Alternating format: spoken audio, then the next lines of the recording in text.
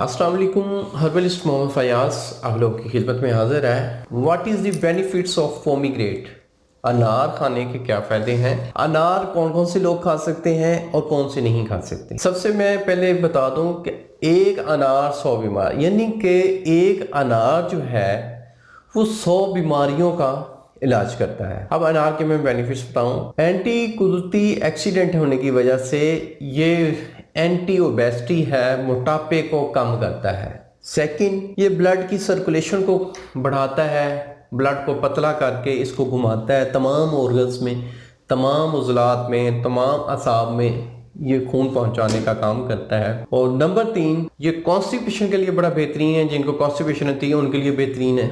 Number 4, obesity के लिए बड़ा मुफीद है।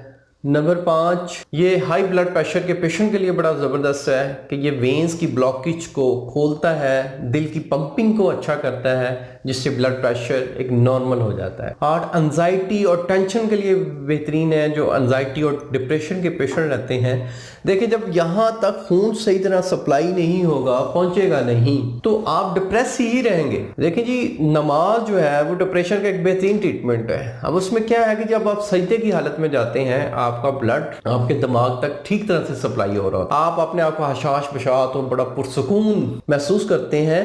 उसकी वजह यही होती है, एक तो आप अल्लाह ताला के अहकामात की पैरवी कर रहे हैं, और सेकंड, आपका ब्लड आपके दिमाग तक जा रहा है, अपने आप को आप फ्रेश महसूस करते हैं। तो ऐसे ही अपने दिमाग तक ब्लड पहुंचाने के लिए आप अनार या अनार जैसी चीज़ों का इस्तेमाल करें, एंटीऑक्सीडेंट ग़िज़ाओं का इस्तेमाल ज़्यादा करें, तो इंशाल्लाह आप में डिप्रेशन एंजाइटी ठीक हो जाएगी। नींद का जिनको मसला है उनके लिए बड़ा मुफीद है। जिनके रिपोर्ट्स में, सीबीसी रिपोर्ट में आरबीसी कम आते हैं, रेड ब्लड सेल, तो ये रेड ब्लड सेल को बढ़ाता है। तो रेड ब्लड सेल की जिनको कमी है, होमोग्लोबिन की कमी है, वो अनार का इस्तेमाल करें। अब अनार का इस्तेमाल कौन से लोग नहीं करते? जिनके जिस्म में सर्दी खुश्की है, जिनके जिस्म में बहुत ज़्यादा सोजिश आ गई है, जिनके जिस्म में एसिडिटी ज़्यादा है, जिनके जिस्म में बवासीर है, चाहे वो बादी है या चाहे वो खूनी है, वो नहीं इस्तेमाल कर सकते।